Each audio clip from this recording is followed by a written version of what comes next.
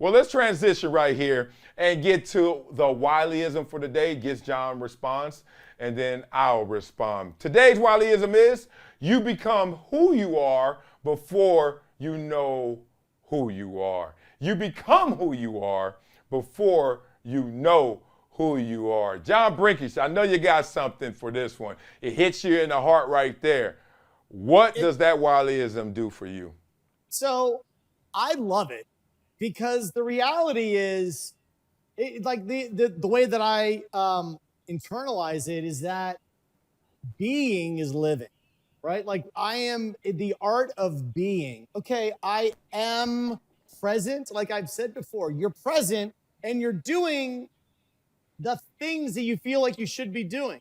What happens is as you're doing it, you develop habits that then define who you are because they are an expression of who you are. And you have become who you are. That habit is formed before you were like, you know what I'm going to do? I'm going to develop this habit. And once that cements, you're like, oh my God, you know what? This is the kind of person I am. This is what I'm doing. This is what I stand for. It just kind of happened. I didn't premeditate it, but it just occurred. And that's what I get out of it is that you kind of wake up one day and say, man, this is who I am. Yeah, man. For me, it's like your occupation or whatever your experiences are, they reveal who you truly are. Like you have to go through that process to get exposed to things, to really see more things on the outside, to know who you are on the inside. You go through that journey.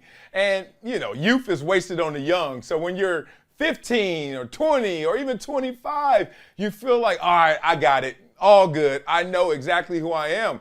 But based on the level of exposure or lack of exposure, the journey's just beginning at those ages, right? Because I look back at my 25-year-old self and I was like, damn, I thought I knew something. This is the guy that's playing for the San Diego Chargers at the time, you know, and I'm doing well in life and doing well in ball and I'm single and I'm loving life and all this stuff.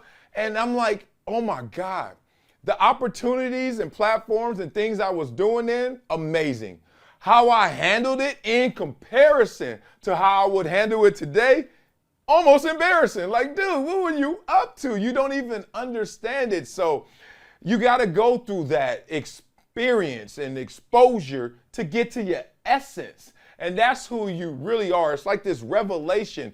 And it almost happens on the daily now because you're so mindful of it. Like at our age, we get it now. We can see that we're not just our thoughts, but we're also a greater expression than just what we're thinking. It's discipline.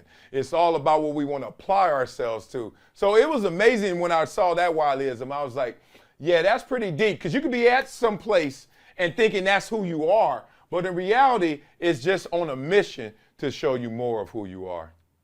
Absolutely. You know, I believe the defining characteristic of a champion is the ability to recognize patterns. So pattern recognition is when people talk about experience, you can experience something, but if you didn't learn from it, it's not really experience. If you can recognize the pattern, then that is what will make you a champion in life and sports and whatever. And you have to have enough things occurring where a pattern emerges when you say, oh, I recognize this pattern. And you know, like I've told you before that I haven't had a drink since I was 20. And the reason being is I saw the pattern. I drink and bad things happen. So I'm like, wow, this is going to end really badly. And everyone says, well, you're 51 now. You can certainly have a drink and not have bad things happen. I'm like, I don't want to find that out, to be honest with you. I'm like, maybe something bad doesn't happen this time, but next time it probably will. So I recognize that pattern. It is something that defines who I am because it's showing myself that I have the discipline to not go down a road I know is not fruitful. Not that I'm against alcohol. It's just that I know I can't handle it. Therefore, I need to replace it with something that I can handle. Man, that's some grown man talk right there. The difference between experience and just doing something, right? You got to see those patterns. And John, I haven't had a drink in 11, 12 hours. And let me just tell you that a guy who can blame it on the alcohol is a guy that I like to hang out with. But you know what, John? You keep the party going, even if you're sober. It's still going to be high energy and lots of fun, man.